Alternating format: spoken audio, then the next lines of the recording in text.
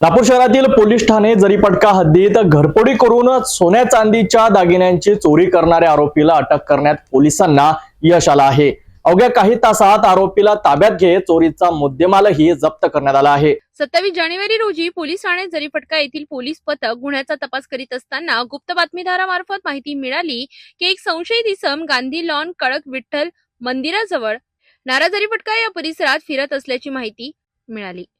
Police पथकाने सापळा रचून संशयित इसमाला ताब्यात घेतले। तपासादरम्यान आरोपीने आपले नाव राहुल उर्फ रेडा सेवकराम ढरे, वय वर्ष 23, राहणार बाजार चौक, नागपूर असे सांगितले। तपासात आरोपीने गुन्ह्याची कबुली दिली।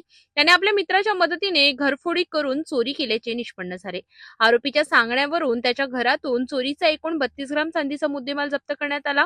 त्याची एकूण किंमत 7,960 रुपये इतकी आहे।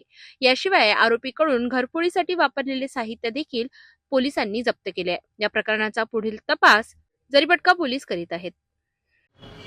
दिनांक 19/1/2026 रोजी नारा रोड सोनू पांठला जवळ एक फिर्यादी आहेत, त्यांच्या घरी आपला नरेंद्र टाले हे एका त्यांच्या नातेवाईकाच्या घरी लग्न कार्य गेले होते संध्याकाळी, आणि सकाळी आले तर त्यांनी बघितलं की त्यांच्या घराचे जे दरवाजाला कुलूप होतं ते तोडून जवळपास 5.5 लाख रुपयाचा सोन्या चांदीचा व नगदी असा मुद्देमाल चोरट्यांनी चोरून नेला आहे।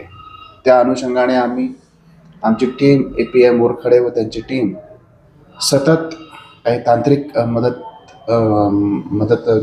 तसेच काही गुप्त बातमीदाराच्या अनुषंगाने आम्ही आरोपींचा शोध घेतला व यामध्ये एका आरोपीस आम्ही अटक करून राहुल उर्फ एडा सेवकराम डहारे, वय 23 वर्ष, राहणार डिप्टी सिग्नल, व त्याच्यासोबत एक नाबालिक मुलगा सुद्धा आहे।